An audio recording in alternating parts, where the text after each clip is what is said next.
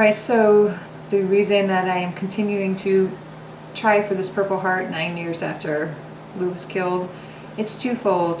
He had a lot of time to speak with me before he left about his legacy, and he was excited. He was excited to go serve with his men and come home and get to tell his kids that he was a part of a history that he believed at the time was the right thing to do.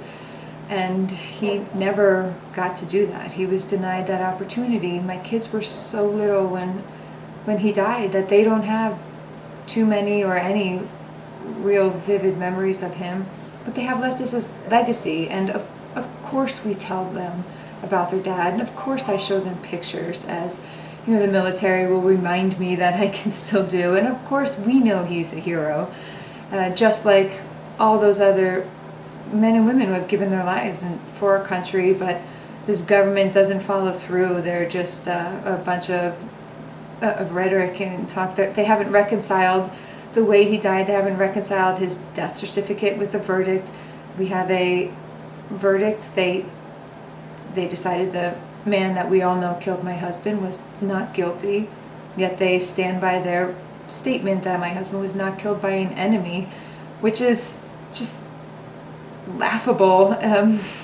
Not funny, but it's sickening, really, because I don't understand what greater enemy we could have than our own soldier who turns on a fellow soldier and willfully murders him. I mean, he is aiding and abetting the enemy, to say the least. And my husband certainly knew that Martinez was a problem, but never in his wildest dreams did he think that Martinez would take it to the level he did, because my husband trusted in the brotherhood and the integrity of the uniform and the military, and it never occurred to him that there could be somebody serving alongside of him, no matter how reprehensible, that would ever cross that line. And my husband, like all these other men and women, aren't trained to recognize that could actually happen. They're not taught to think that, hey, this person may cross that line. Like, that's just a uniform. It's not. It doesn't mean the same thing to everybody. To some people, it's just a shirt or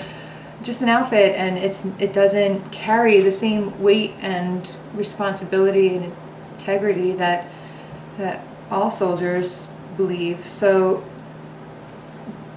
classifying Martinez, for example, as the first person, and then grandfathering it in and proceeding from there as an unconventional enemy, allows the government to, it hands the government the solution to further attacks like this. Fort Hood certainly never would have occurred, and I say that with a great deal of certainty, if these soldiers had been trained. All those people who read Hassan's emails and decided to overlook them, perhaps they too relied on the fact that that uniform would prevent him from acting the way he did. But we do have to find the balance between teaching these soldiers and alerting them that this is a very real threat, without, of course, creating a wave of panic and overreacting. So it is a fine line, and that is for the professionals to ride, but it has to be done. And the fact that it's ugly, the fact that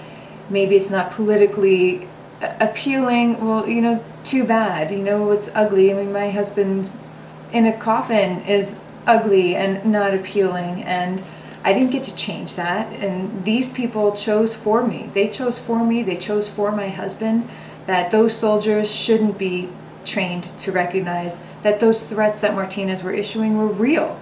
Not a single one of them had ever been told, hey, if somebody's threatening your commanding officer's life, he could actually mean it. They all fell behind the excuse that we just thought he was venting, he was one of us. Soldiers do that. Well, it's not acceptable, and it can and it does escalate. And dozens of soldiers are dead now because the military still steadfastly refuses to initiate that training. I think it's negligence, and if that can come of my husband's death, he'd be proud. And of course it wouldn't be for nothing, which I know is a quest that many people who lose somebody close to them follow. But there is merit to it, and it is how real change often occurs, and hopefully it will in this case too.